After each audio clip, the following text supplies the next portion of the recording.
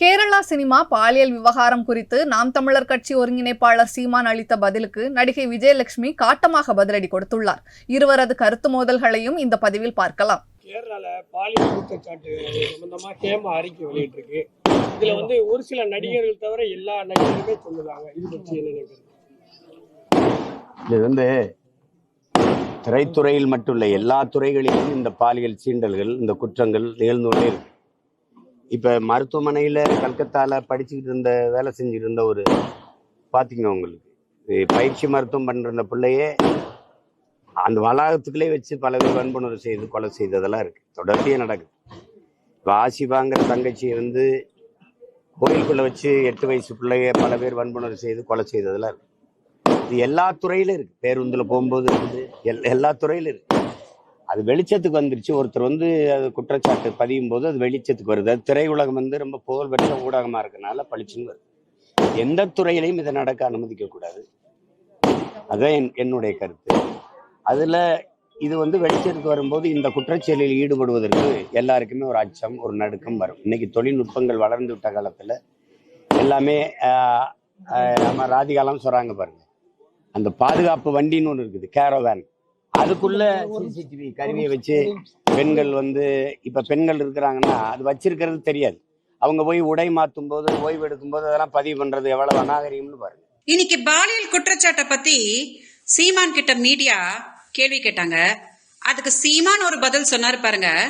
முகத்தை அப்படியே பச்சை குழந்தை மாதிரி வச்சுக்கிட்டு, இந்த பூனையும் பால் குடிக்குமா அப்படின்னு ஒரு நடிப்பை போட்டாரு பாருங்க. அந்த நடிப்பை பார்த்து மெய் செலுத்து போய் நான் இன்னைக்கு இந்த வீடியோ பேசிட்டு இருக்கிறேன். அது எப்படி மிஸ்டர் சீமான் நீங்க அப்படி நடிப்பீங்க? அவங்க என்ன கேட்டாங்க தெரியுமா? பாலியல் குற்றச்சாட்டு அப்படின்னு கேட்டாங்க. அதாவது நீங்க விஜயலட்சுமின்ற ஒரு நடிகை கூட குடும்பம் நடத்தி அந்த பெண்ணோட வாழ்க்கைய 14 வருஷமா சீரழிச்சு தமிழ்நாட்டுக்குள்ளேயே வாழ விடாம தூக்கி கர்நாடகால அநியாயமா போட்டீங்களே, அதுதான் உலகத்துக்கே தெரிஞ்ச விஷயமாச்சு. 2008 நாங்க உங்க ஆபீஸுக்கு எங்க அக்காவோட குழந்தைய தூக்கிட்டு போயிட்டாங்கன்னு சொல்லிட்டு கதறிட்டு நின்னோமே, அப்ப என்ன மிஸ்டர் சீமா நீங்க பண்ணீங்க? என்னை காப்பாத்தீங்களா? அதே ஆபீஸ்ல வச்சு என்னைய கதற என் வாழ்க்கையை சீரழிச்சிங்களே, மறந்துட்டீங்களா? 6 முறை நீங்க பிணையில இருக்கும் போது கூட மதுரையில நான் தேவைப்பட்டேன், அதை மறந்துட்டீங்களா?